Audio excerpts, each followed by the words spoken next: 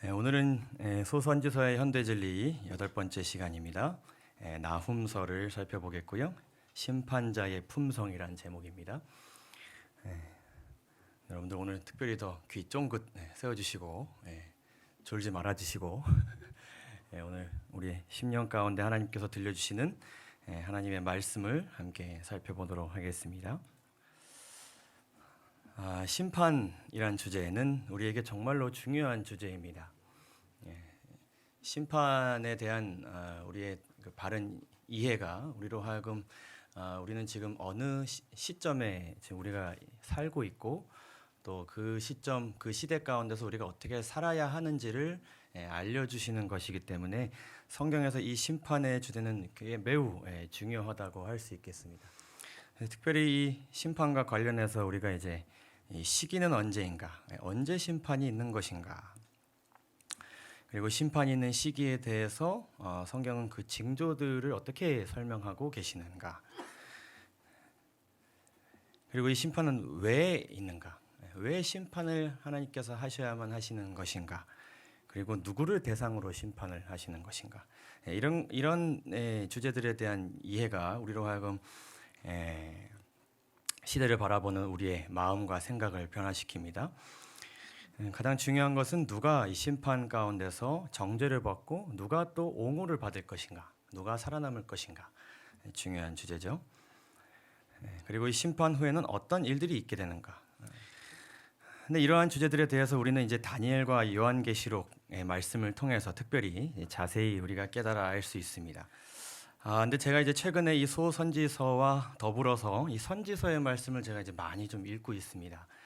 근데 이 말씀들이 이제 대부분 멸망 직전의 시대를 이제 다루고 있기 때문에 지금 이 마지막 시대에 우리에게 주는 굉장히 중요한 메시지를 우리에게 보내주고 있는데, 특별히 이 선지서의 내용을 우리가 살펴보게 되면은 이 심판을 받는 대상에 대한 심판하시는 분의 마음과 품성을 우리가 깊이 들여다볼 수 있게 됩니다.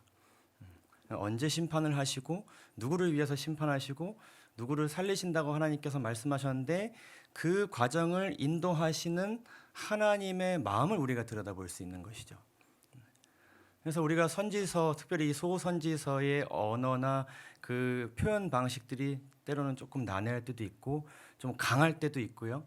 우리 마음 가운데 조금 이렇게 긴가민가한 생각들을 줄 때도 있는데, 그 내용들을 통해서 하나님께서는 심판을 받는 대상들을 이렇게 생각하시는구나, 이렇게 안타까워하시는구나, 이렇게 깨닫기를 간절히 바라시는구나라는 그 마음과 품성을 우리가 알 수 있게 됩니다. 그런 의미에서 이 소선지서의 탐구는 우리에게 매우 중요하다고 할 수 있겠습니다.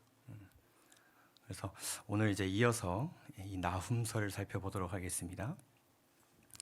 이 나훔서 또한 저도 이렇게 사실 깊게 이렇게 읽어봤던 책은 아니었습니다. 이번 계기로 해서 제가 나훔서에 관련된 책들도 많이 좀 읽어보고 또 이 나훔서를 오래 깊이 묵상하면서 마음에 참 큰 깨달음과 또 감동이 있게 되었습니다. 이 시간 함께 나누려고 하는데요. 나훔서 1장 1절 이렇게 시작합니다. 니느웨에 대한 중한 경고, 곧 엘고스 사람 나훔의 묵시의 글이라. 자, 이 나훔이란 선지자의 이 이름의 뜻은 위로를 받은 자란 의미입니다. 그래서 이 나훔이란 나훔서라는 이 책은 심판을 받는 어떤 대상들에게는 굉장히 위로가 되는 책이 됩니다. 자, 이 책은 간단하게 정리하면 아수르의 수도 니느웨에 임박한 멸망에 대한 묵시입니다. 묵시. 여러분, 묵시가 무엇인지 아십니까? 묵시. 다른 말로 이상이라고 하는데, 이 묵시라고 이 말씀에 표현된 이 하존이라는 원어는 특별히 다니엘서에 많이 인용된, 하나님께서 이상을 주실 때 이 하존을 주시누라 이렇게 자주 말씀하셨는데, 이 묵시라는 것은 하나님께서 미래에 일어날 일에 대해서 보여주시는 것인데, 이것은 일어날 수도 있고 일어나지 않을 수도 있는 일에 대한 이상일까요? 아니면 반드시 일어나게 될 일에 대한 이상일까요? 이 묵시라는 것은 반드시 일어나게 될 일에 대한 그러한 이상을 가리킵니다. 그래서 이 묵시가 주어졌다는 것은 니느웨에는 더 이상 돌이킬 수 있는 기회가 주어지지 않는다는 것을 암시합니다. 그렇게 결정된 것이에요. 그래서 이 선고가 내려졌다는 것을 이제 하나님께서 미리 보여주시고 나움을 통하여서 이제 전해주시는 것인데, 이렇게 된다면 이 묵시가 주어지면은 살 수 있는 방법은 단 하나입니다.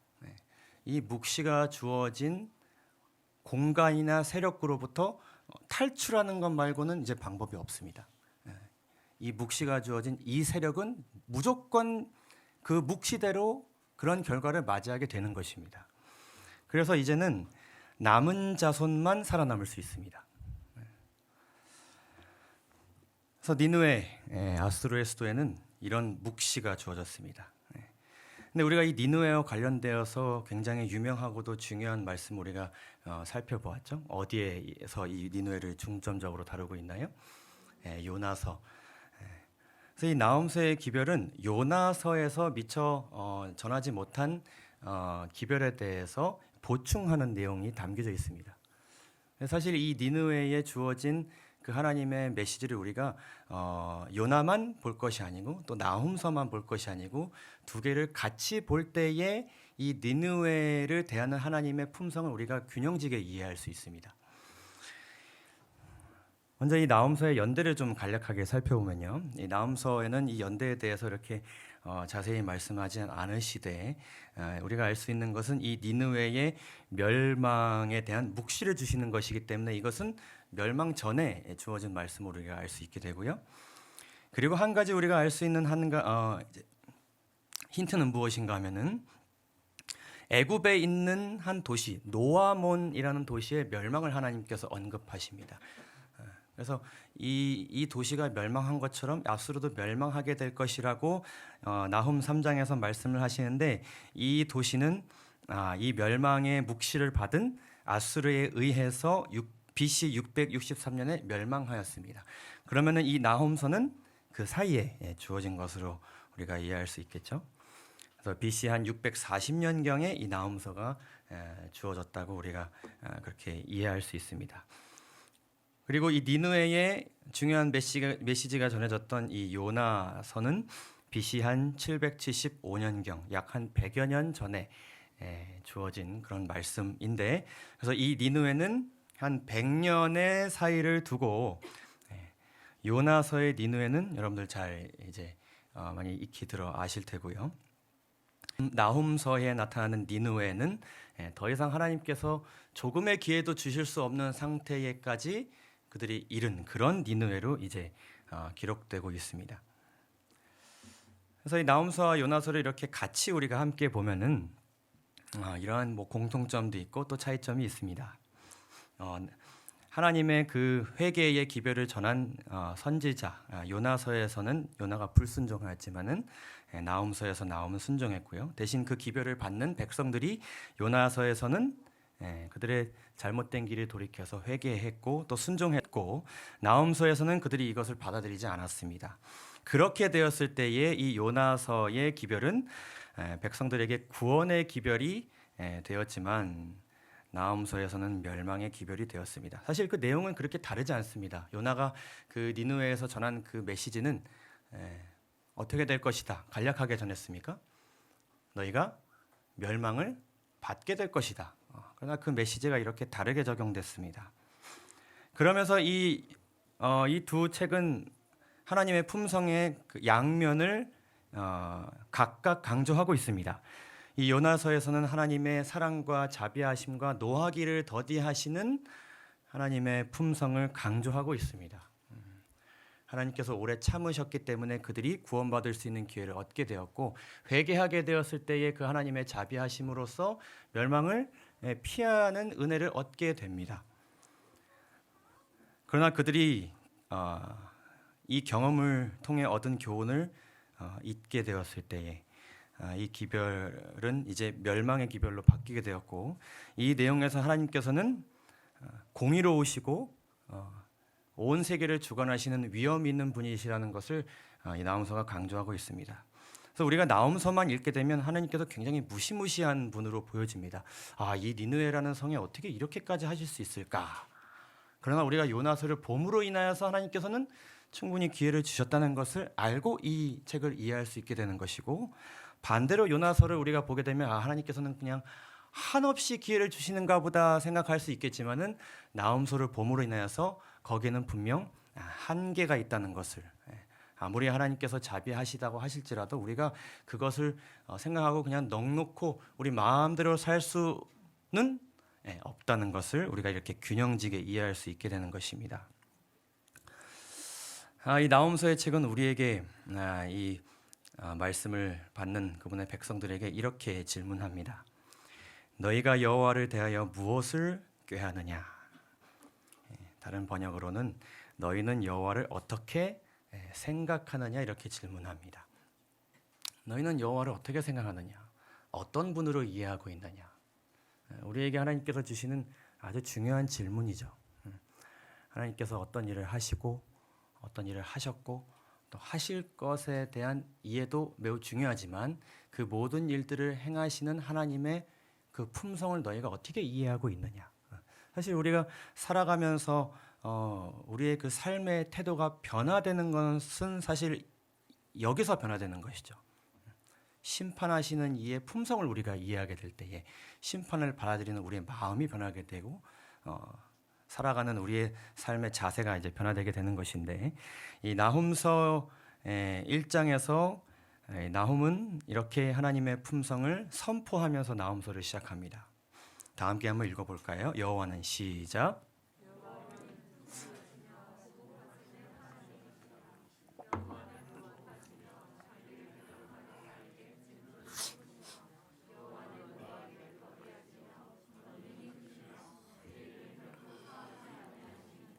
아멘. 네, 말씀드린 것처럼 심판하시는 분의 품성에 대한 선포로 시작됩니다. 심판하시는 분의 품성은 이런 것입니다. 우리가 그것을 기억해야 됩니다라고 선포하는 것이죠. 그래서 여기 이 말씀에 강조된 하나님의 품성, 성품은 환난 중에 낙심한 그분의 백성들에게는 위로, 나훔이 되고 정죄받을 니느웨에게는 경고와 두려움이 될 것입니다. 근데 이 말씀에서 우리가 이제 죄인을 결코 사하지 아니하시느니라, 마음에 좀 부담이 되는 그런 말씀이죠. 나한테도 그렇게 하시지는 않을까 이렇게 생각할 수 있겠지만은 우리는 요나서의 말씀으로 인하여서 마음에 위로를 얻습니다. 그분께서는 은혜로우시며 자비로우시며 노하기를 더디하시며 인내가 크시고 크시사 뜻을 돌이켜 재앙을 내리시지 아니하시는 하나님 이시기 때문에 이 말씀은 그냥 죄인들을 다 용서하시지 않는구나라고 생각하는 것이 아니라 불의, 용서하신 하나님의 은혜를 거절한 사람들에 대한 그러한 하나님의 말씀이구나라는 것을 우리가 이해할 수 있죠. 자, 이 나홈서에서 선포되는 심판하시는 분의 품성을 좀 두 가지로 살펴보도록 하겠습니다. 첫 번째는 질투하시는 하나님이에요. 질투하시는 하나님. 질투라는 감정을 여러분 느끼신 적이 있으십니까? 내가 아끼는 어떤 대상, 사랑하는 사람이 내가 아닌 다른 사람에게 좀 더 관심을 가진다고 느껴질 때 우리는 질투를 느낄 때가 있습니다. 그리고 어떤 이제 비교 대상이 있는 것이죠. 질투라는 것은 나와 함께 일하는 사람이 이 그림처럼 더 뭔가 인정받고 더 뭔가 나보다 뭔가 내가 보기에는 나보다 부족해 보이는데 더 잘 나가는 모습을 보게 되었을 때 거기에 대한 질투를 우리가 느낄 수 있습니다. 일종의 시기심이죠. 근데 이제 우리가 이제 성경을 보게 되면은 우리 안에 있는 어떤 이 감정과 우리의 모습을 표현하는 단어들이 있습니다. 근데 그 단어로 하나님의 품성 또한 이제 표현되게 될 때에 우리가 이런 생각을 할 수 있어요. 하나님도 이런 것을 느끼시는구나. 근데 우리가 이런 것을 느낄 때는 사실 굉장히 주의할 필요가 있습니다. 하나님의 품성의 어떤 부분을 인간의 언어로 표현한다는 것은 거의 불가능한 일입니다. 그럼에도 불구하고 이 성경의 저자들이 그것들을 전달하기 위해서 선택한 단어들이 있는 것인데, 그 선택한 단어의 그 개념이 내가 살아가는 모습 속에서 보여지는 것과 비슷하다 할지라도 하나님의 품성을 우리의 품성과 동일시할 수 있습니까?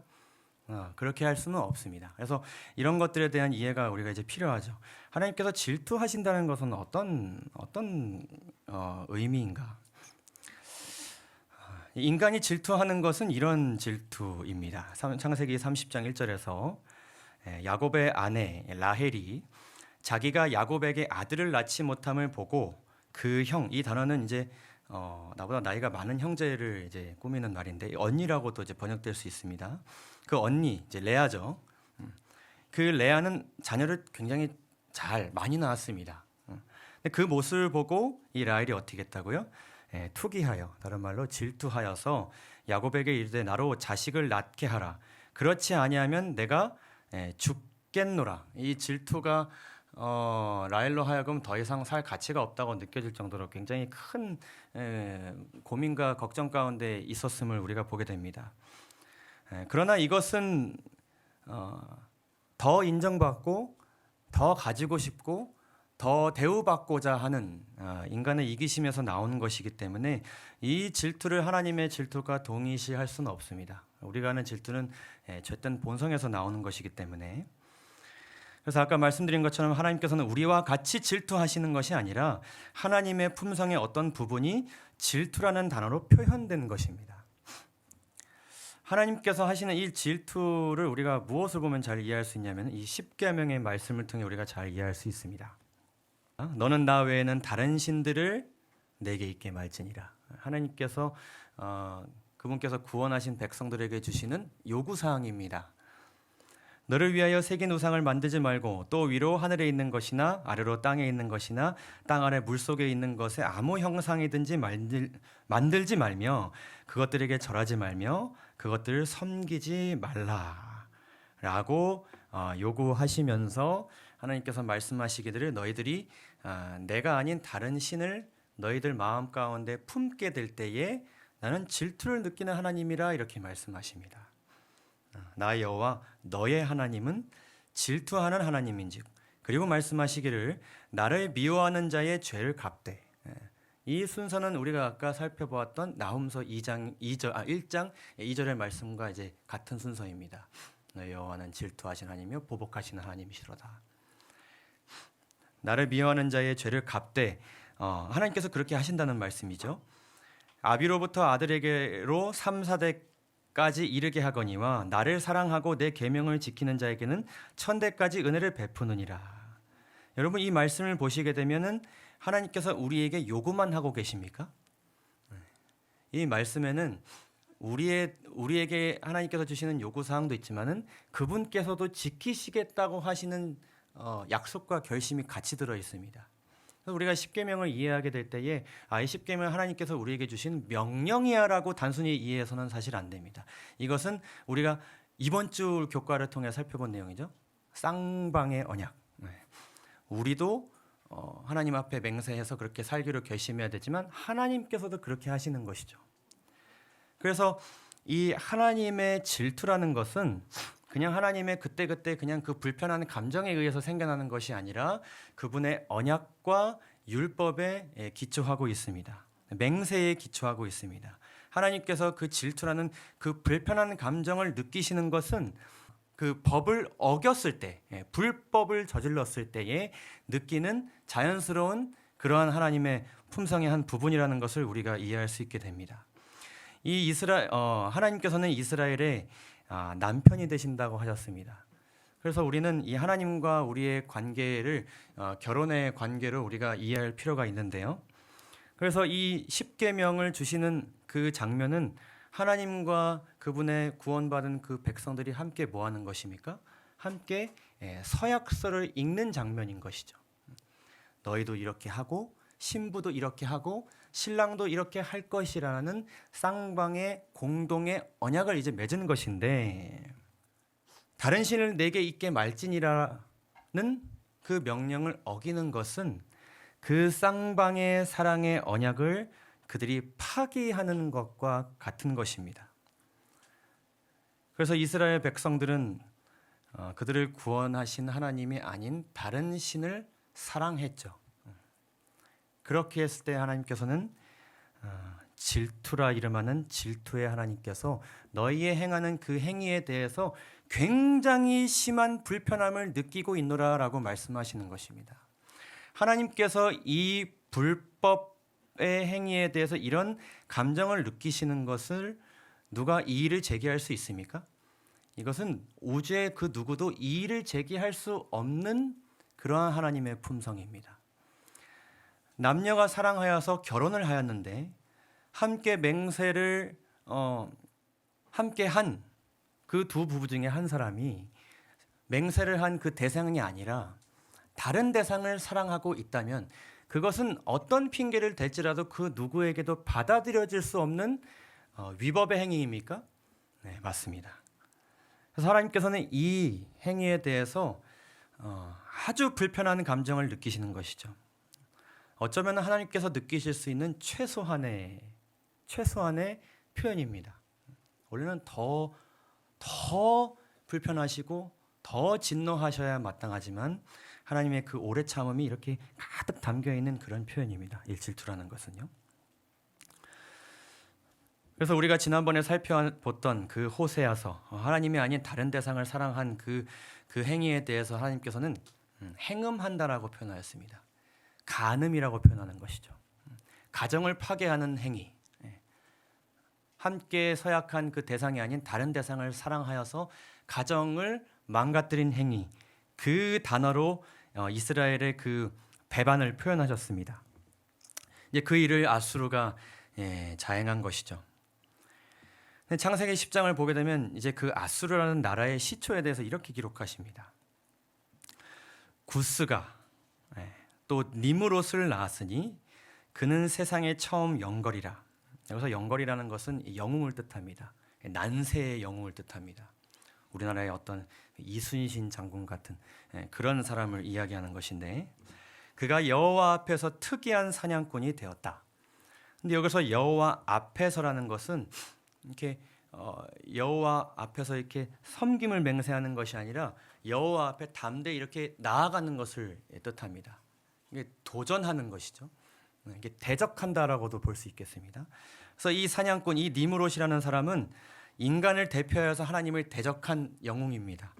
이런 사람이 속담에 이르기를 아무는 여호와 앞에 니므롯 같은 특이한 사냥꾼이로다 하더라 하면서 그가 이제 나라를 세우고 도시를 건설하는데 그 중에 일부가 무엇이었냐면은 바벨론 그리고 아수르 그리고 아수르의 수도 니느웨였습니다. 그래서 이 아수르라는 나라는 사실 시초부터가 하나님을 대적하는 뿌리에서 나온 세력입니다. 그래서 어쩌면은 이 나라 자체가 전통적으로 하나님을 대적하기로 선택한 그런 민족인 것이죠. 그래서 어떻게 보면 하나님의 백성들에게는 정말 이 노아 홍수 이후 초기의 역사부터 경계해야 되고 끊임없이 그들을 괴롭힌 그런 정말 불편하고 정말 하나님의 백성들을 힘들게 한 그런 민족들이었는데 그런 민족에게 하나님께서 기회를 주신 것입니다. 선지자를 통하여서요. 회개의 기회를 주신 것이죠. 돌이킬 수 있는 기회. 그 긴 뒤에 이전의 역사를 이제 바꿀 수 있는 기회를 이제 허락하신 것인데 그들이 다시 한번 하나님께서 그 주신 기회를 잊어버리고 그 이전에 행했던 죄로 그들이 다시 돌아가게 됩니다. 나 여호와가 내게 대하여 명하였나니 내 이름이 다시는 전파되지 않을 것이다. 내가 내 신들의 집에서 새긴 우상과 부은 우상을 멸절하며 내 무덤을 예비하리니 이는 내가 비루함이니라. 더 이상 쓸모없게 되어버렸다라고 이렇게 말씀하시는데 근데 중요한 것은 이 아수르가 행한 이 행음 이 간음이라는 이 죄에 있어서 가장 심각한 것은 무엇이냐면은 그들이 그들 스스로만 이렇게 하나님의 은혜를 잊고 살아가는 것뿐만 아니라 그들은 다른 민족들을 미혹했습니다. 나홈서 3장 4절을 보게 되면 이렇게 말씀합니다. 이는 마술의 주인된 아리따운 기생이 음행을 많이 함을 인함이라. 여러분 이 말씀을 잘 한번 보세요. 그가 그 음행으로 열국을 미혹하고 그 마술로 여러 족속을 미혹하느니라. 어디서 많이 본 표현 같지 않으십니까? 에스겔서 23장 4절을 보게 되면 이 23장에는 하나님께 그 배반을 저지른 행음을 저지른 그 이스라엘 민족들에 대해서 한 비유로 이렇게 말씀하시는 내용이 나오는데 여기에는 한 이제 형제가 나오는데 그 이름이 형은 오홀라요 아우는 오홀리바라. 그들이 내게 속하여 자녀를 낳았으니 그 이름으로 말하면 오홀라는 사마리아요 오홀리바는 예루살렘이라. 사마리아와 예루살렘 이스라엘 민족들이 한 일을 이 형제가 한 일을 비유로서 이렇게 말씀하시는 것인데 뭐라고 말씀하시는지 한번 좀 살펴보시죠. 오홀라가 내게 속하였을 때에 행음하여 그 어떻게 하는 자? 연애하는 자 곧 그 이웃 아수르 사람을 사모하였나니. 그들 마음 가운데 보고 싶은 대상이 누구예요? 하나님이 아니고 아수르예요. 누가? 사마리아, 북방 이스라엘이요. 오홀리바는 어떻게 했는가? 그가 그 이웃 아수르 사람을 어떻게 하였다? 연애하였다. 그들과 사랑을 나눈 것입니다. 이 모습을 보시고 이 아수르의 미혹함에 넘어간 그들의 모습을 보시고 그러므로 나 주 여호와가 말하노라 내가 나를 잊었고 또 나를 내 등 뒤에서 버렸은즉 너는 내 음란과 내 음행의 죄를 담당할지니라 하시니라. 그러니까 이스라엘과 유다가 다 이 아수르의 미혹에 넘어간 것입니다. 근데 우리가 이제 아까 살펴보았던 이 말씀 어디서 많이 보신 것 같으십니까? 내일 이제 박성환 목사님께서 달아주실 내용인데 세 천사의 기별에서 둘째 천사의 그 표현과 굉장히 닮아 있습니다. 또 다른 천사 곧 둘째가 그 뒤를 따라 말하되 무너졌도다 무너졌도다 큰 성 바벨론이여 모든 나라를 그 음행으로 인하여 진노의 포도주로 먹이던 자로다 하더라. 그래서 하나님이 아닌 다른 대상을 사랑하게 하는 것. 더 나아가서 하나님께서 제정하신 법이 아닌 다른 법을 따르게 만드는 그 미혹. 그것이 마지막 시대에 있을 것이라고 말씀하시고 하나님께서는 우리에게 이스라엘과 유다가 빠졌던 그 미혹에 우리는 빠지지 않기를 묵시가 내려졌으니 그 바벨론의 죄에 참여하지 않기를 이 마지막 시대에도 우리에게 호소하십니다.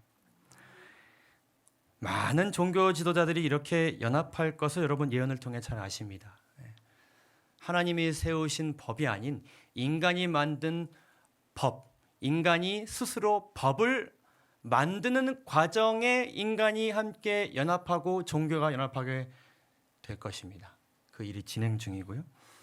그렇기 때문에 이 마지막 시대일수록 우리가 정말 하나님과의 개인적인 관계를 통해서 하나님의 율법을 중요하게 생각하고 그것에 순종하는 일을 정말 충실히 하고 살아가야 될 것입니다. 각 시대의 대쟁투에서 기록하시기를 하늘에서 대쟁투가 시작된 시초로부터 하나님의 율법을 전복하는 것이 사단의 목적이 되어 왔다고 기록합니다. 사단은 하나님의 율법을 경멸하기 위하여 성경의 교리를 왜곡시켰다. 그리하여 성경을 믿노라고 공언하는 수많은 사람들의 믿음에 오류를 혼합시켰다. 진리와 오류와의 마지막 큰 싸움은 하나님의 율법에 대하여 오랫동안 계속되어 온 마지막 싸움에 불과하다. 우리는 지금 이 싸움, 곧 사람의 율법과 여호와의 계명 간의 싸움, 성경의 기초를 둔 종교와 우화와 유전의 기초를 둔 종교와의 싸움에 참가하고 있다. 이 싸움에서 진리와 의를 대적하기 위하여 연합할 기관들은 오늘날 적극적으로 활동하고 있다.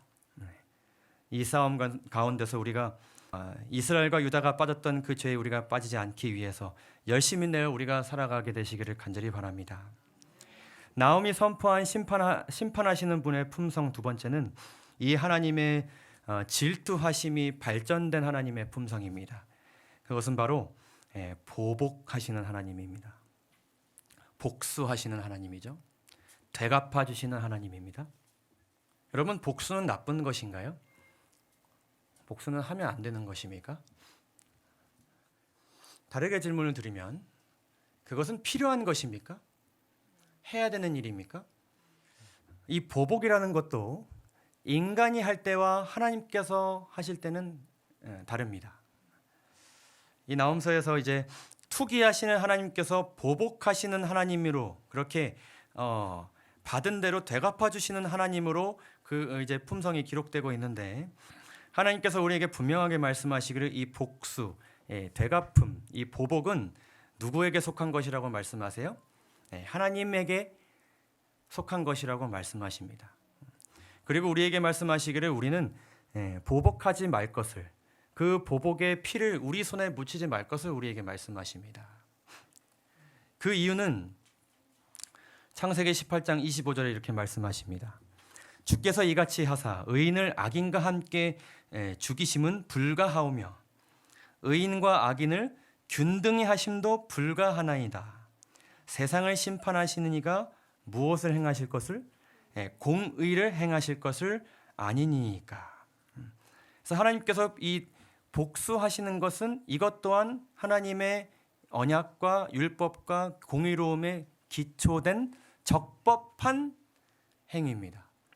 그러나 우리는 죄의 눈을 가지고 있기 때문에 우리 스스로 의인과 악인을 이렇게 분별하기가 어렵습니다. 그렇기 때문에 하나님께서 복수는 내게 속한 것이니 내가 할 것을 믿고 너희는 그렇게 하지 말라고 그렇게 말씀하시는 것이죠.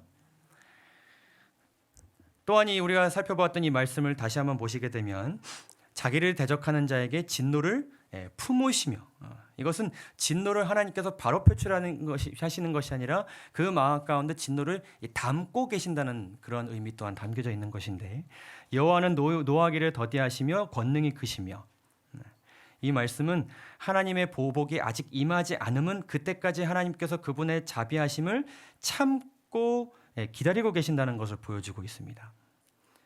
근데 마침내 하나님께서는 그분의 공의로움 안에서 보복을 하셔야 하십니다.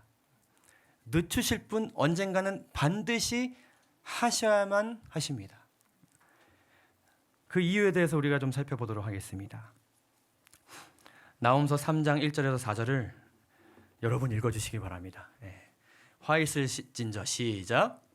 화 있을진저 피성이여 그 속에서는 괴울과 강포가 가득하며 늑탈이 떠나지 아니하는도다. 휙휙하는 채찍 소리, 괭괭하는 병거 바퀴 소리, 뛰는 말 달리는 병거, 충돌하는 기병, 번쩍이는 칼, 번개 같은 창, 살육당한 때, 큰 부덕이 주검, 무수한 시체여 사람이 그 시체에 걸려 넘어지니. 여기까지 읽도록 하겠습니다. 이 니느웨 성을 하나님께서는 피성이라고 말씀하십니다. 피가 막 흥건해 있는 그런 성입니다. 그래서 이 성의 그 보여지는 모습을 하나님께서 이 말씀을 보면 약간 시적으로 표현하신 것 같지만은 이것은 사실 그대로를 말씀하신 것입니다. 보시면 채찍 소리와 칼과 말과 병거와 기병이 살육을 위해 사용되고 있음을 보여집니다. 시체가 무더기로 쌓여 있고요. 그리고 사람들이 지나갈 때 그 시체에 넘어지고 있습니다. 피가 완전히 이 성에는 가득 차 있는 것입니다. 그 피를 통해서 이 성이 세워진 것입니다. 그리고 하나님께서 말씀하시기를 만군의 여호와 말씀에 내가 내 대적이 되어서 내 치마를 걷어쳐 내 얼굴에 이르게 하고 내 벌거벗은 것을 열국에 보이면서 내 부끄러운 곳을 열방에 보일 것이요 내가 또 가증하고 더러운 것을 내 위에 던져 능욕하여 너로 하여금 어떻게 하게 될 것이다? 구경거리가 되게 할 것이다. 혹 처음 이 말씀을 보시는 분들께서는 아무리 죄를 많이 지었더라도 어떻게 이렇게까지 하실 수 있는 것인가 라고 생각될 수 있는데, 이 보복이라는 개념 우리가 다시 한번 잘 생각해 보면요, 보복이라는 것은 얼마만큼 되돌려 주는 것입니까? 받은 만큼 되돌려 주는 것입니다. 그렇죠?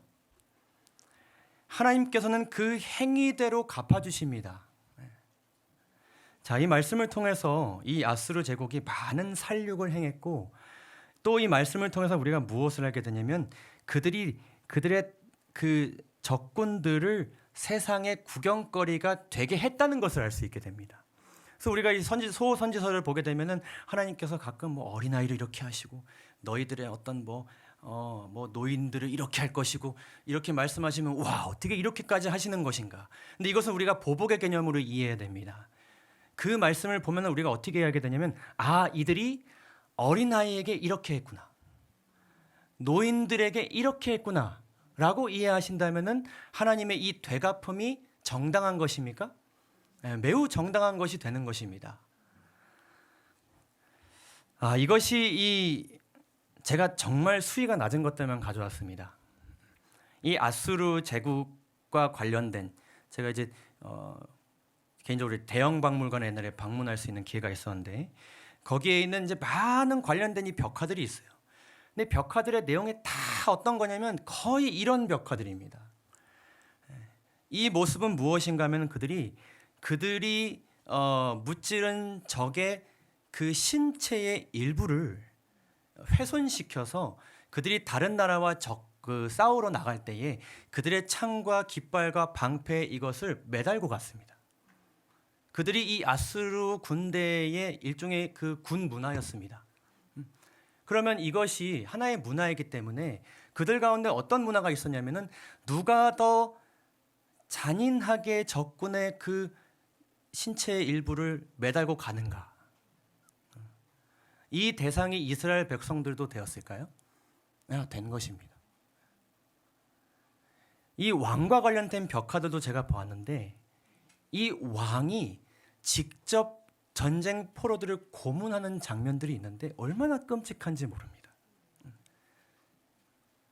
이러한 일을 하나님의 백성들에게 저지른 이 아수르에게 어찌 여호와 하나님께서는 보복해 주시지 않으실 수 있겠습니까?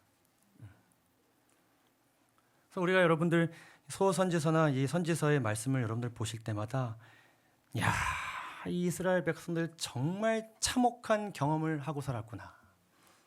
비록 그 경험이 그들의 죄로 인해 벌어진 것들이었지만 그럼에도 불구하고 그들이 그 죄의 대가를 정말 끔찍하게 경험하고 살아갔구나.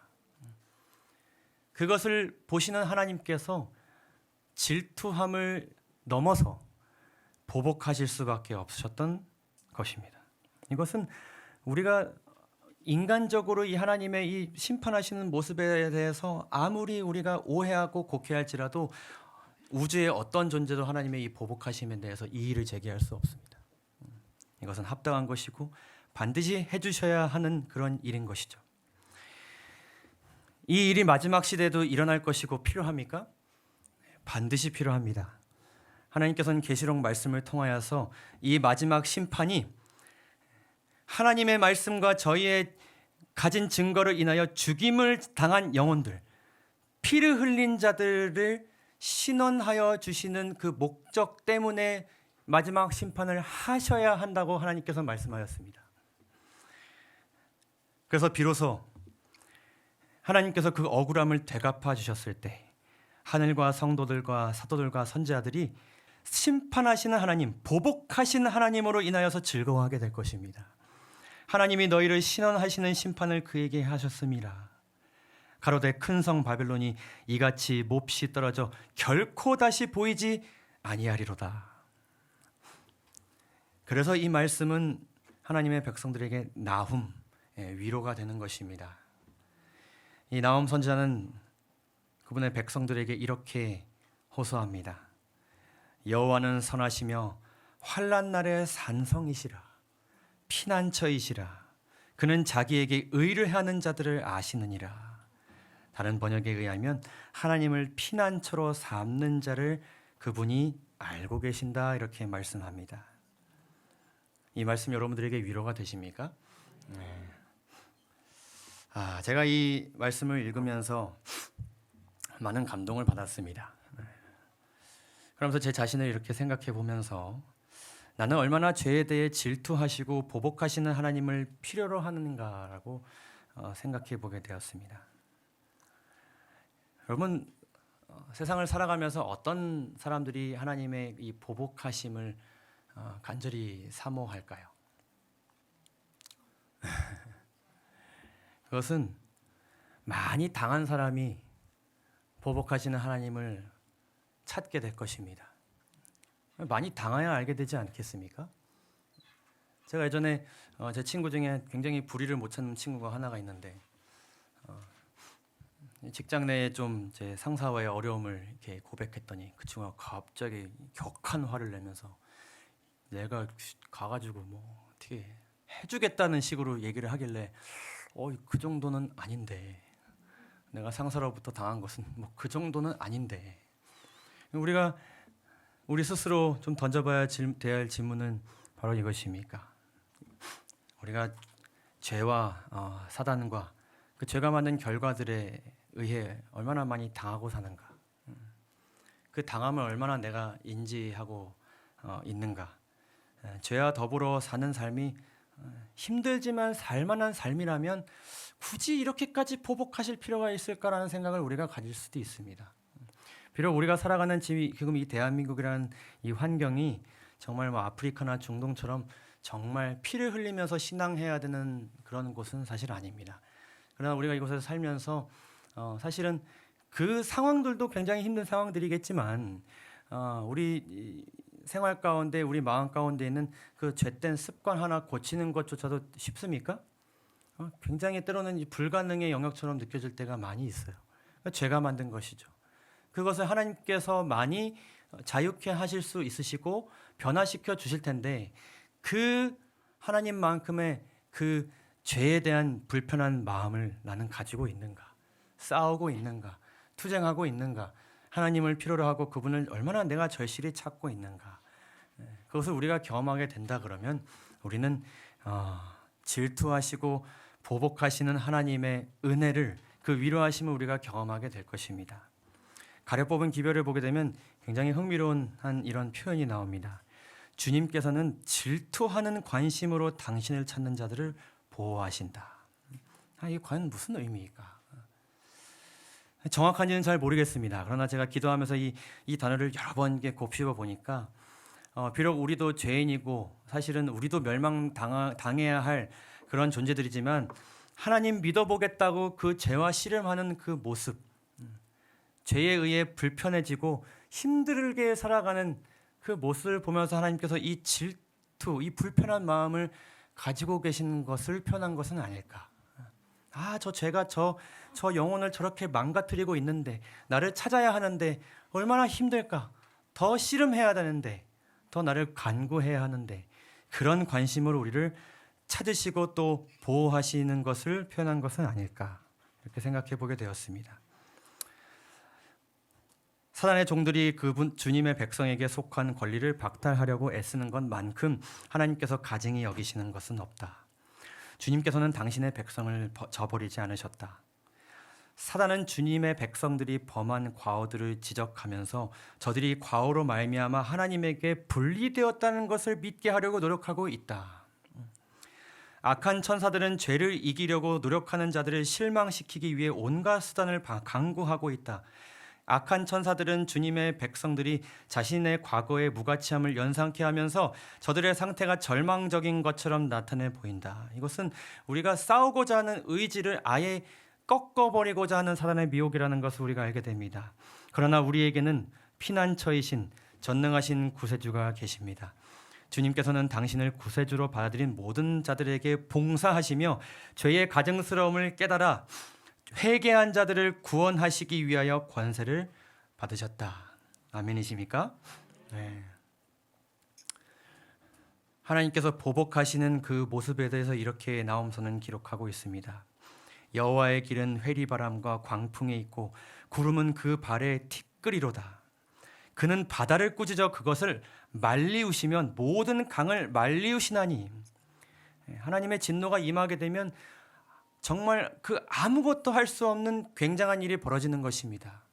때로는 우리가 살면서 이 세상에 벌어지는 모습을 보고 크다 여기고 심각하다 여기고 하나님께서 왜 이런 일들에 개입하지는 않으실까? 하나님께서 개입하시는 것은 그거는 차원이 다른 것입니다. 이 땅에서 벌어지는 전쟁과 아무리 많은 사람들이 죽고 고통당할지라도 하나님의 그 진노의 날과는 비교될 수 없습니다. 그로 인하여 산들이 진동하며 작은 산들이 녹고 그의 앞에서는 땅 곧 세계와 그 가운데 거하는 자들이 솟아오르는도다.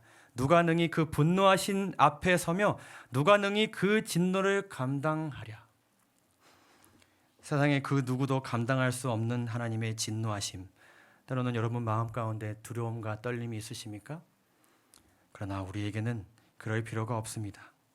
왜냐하면 그 진노를 우리 예수님께서 십자가에서 다 감당하셨기 때문입니다. 그분이 마신 잔을 그처럼 쓰게 하고 하나님의 아들의 심장을 파열시킨 것은 인류의 대속자인 그분에게 방금 그 나음서에 표현된 그 진노, 그 아버지의 진노가 쏟아지게 만든 죄에 대한 의식이었고, 이것을 예수님께서 견뎌내셨기 때문에 우리는 보복하시는 하나님을 두려워하는 것이 아니라 오히려 그 하나님을 기다릴 수 있게 되는 것입니다. 그렇게 될 때에 그 진노는 우리에게 향하는 것이 아니라 그 어린 양의 진노는 마지막 때에 하나님을 대적하고 예수님을 십자가에 못 박은 자들에게 돌아가게 될 것입니다. 땅의 임금들과 왕족들과 장군들과 부자들과 강한 자들과 각종과 자주자가 굴과 산 바위 틈에 숨어 산과 바위에게 이르되 우리 위에 떨어져 보좌에 앉으신 이의 낫에서와 어린 양의 진노에서 우리를 가리우라. 그들의 진노의 큰 날이 이르렀으니 누가 능히 서려 하면서 그 진노를 그들이 감당하게 될 것입니다. 여러분이 마지막 시대에 보복하시는 그 되갚아 주시는 하나님을 기다리시면서 피난처에 계시는 하나님을 찾으시면서 이 마지막 시대를 잘 승리해 나가면서 살게 되시기를 간절히 소망하면서 오늘 말씀을 마치도록 하겠습니다. 감사합니다.